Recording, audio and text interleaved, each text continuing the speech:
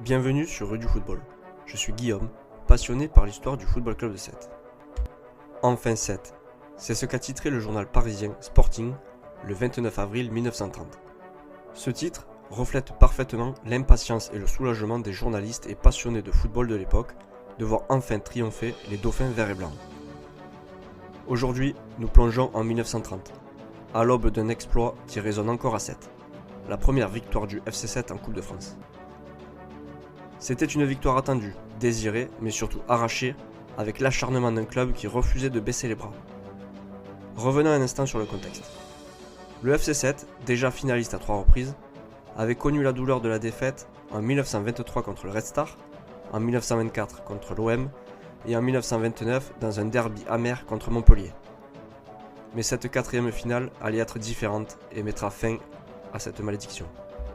À partir de 1929, Bérou change de cap et décide d'arrêter la filière anglo-saxonne pour se tourner vers un recrutement en Europe centrale.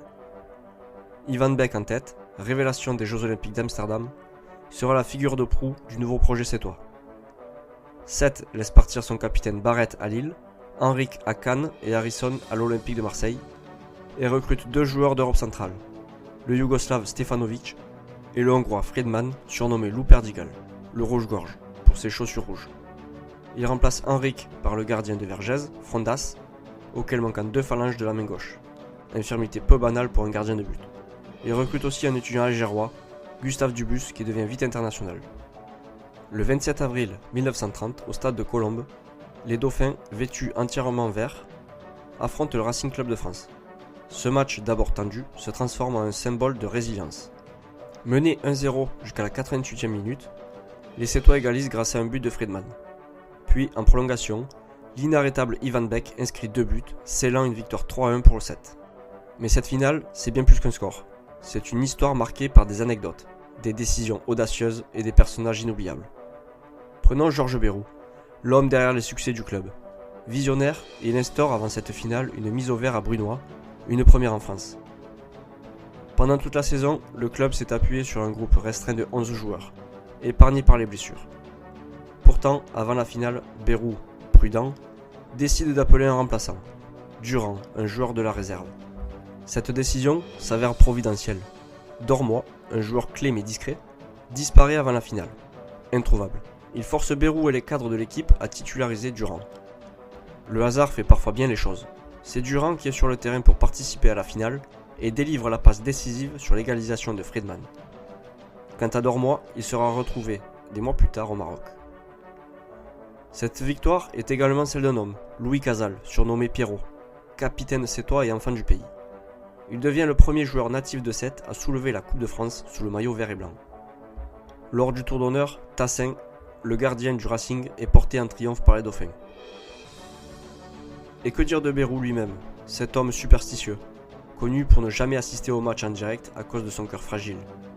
Exceptionnellement, il regarde la première mi-temps depuis les tribunes. Mais l'émotion est trop forte. Il retourne au vestiaire pour suivre la suite au son du public.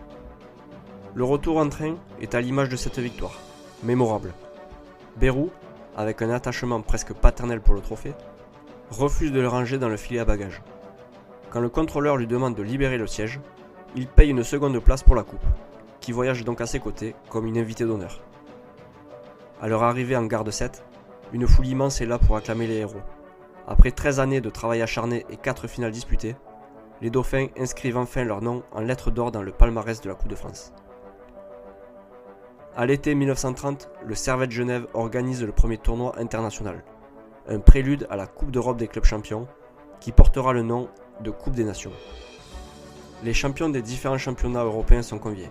La France n'ayant pas encore de championnat national, ce sera donc le vainqueur de la Coupe de France qui prendra part au tournoi. Le FC Sète sera donc le premier club français à participer à un tournoi international. Le premier match des Verts et Blancs contre le champion d'Allemagne sera considéré comme le match référence du tournoi avec une défaite 4-3 après prolongation. Le jeu proposé par les Dauphins et le comportement général des joueurs sera salué par la presse. Cette victoire de 1930, c'est bien plus qu'un simple trophée. C'est une leçon de persévérance, une ode à l'abnégation et une fierté éternelle pour la ville de Sète. La malédiction est rompue, enfin Sète.